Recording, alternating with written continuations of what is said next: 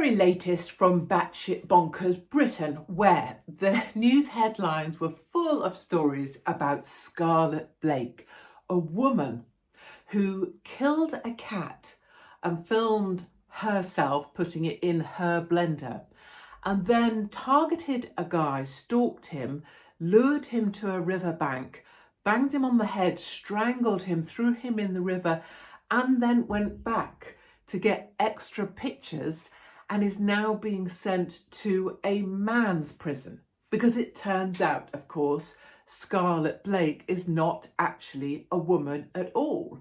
The news, like the BBC, didn't mention any of the trans issue, just casually threw in that now Scarlett Blake was off to a man's prison, and The Guardian managed to get through the whole story without ever alluding to the trans issue at the heart of this thing. And as a result, one of The Guardian's writers, who's been writing for The Guardian for about 20 years, has just stepped down in fury.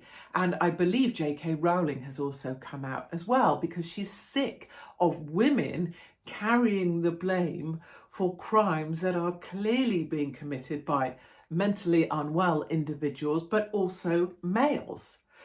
In other news, we're finding out that the nation is absolutely behind Lee Anderson, and it's a glorious thing.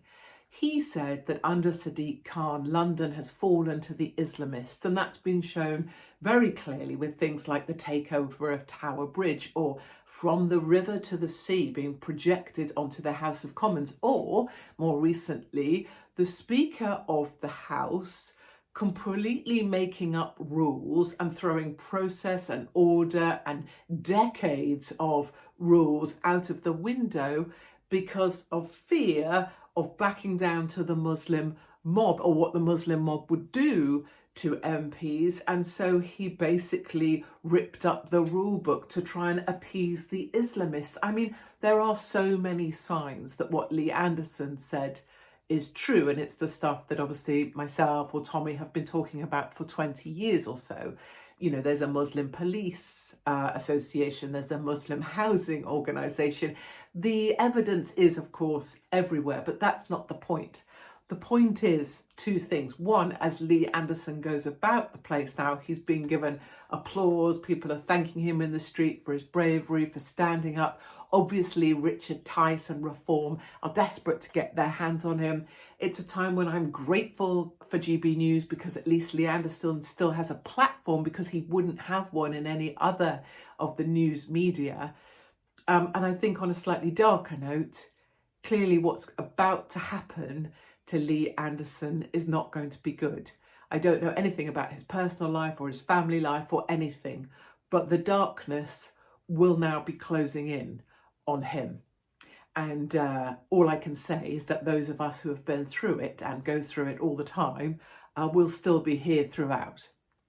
And finally, the other news is that Nick Knowles, I don't know if you know who I'm referring to, especially not if you come from abroad, but there's this sort of builder gentleman on British TV, and he is rather the kind of sexual fantasy for many British housewives.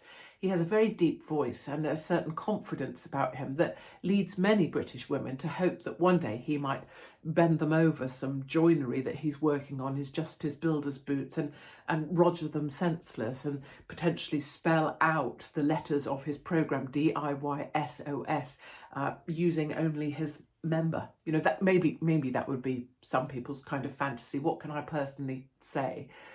But he's just turned up on a TV show looking like a completely different person, like Brian Blessed, the very robust gentleman with a very large beard and an equally large situation going on around his gut.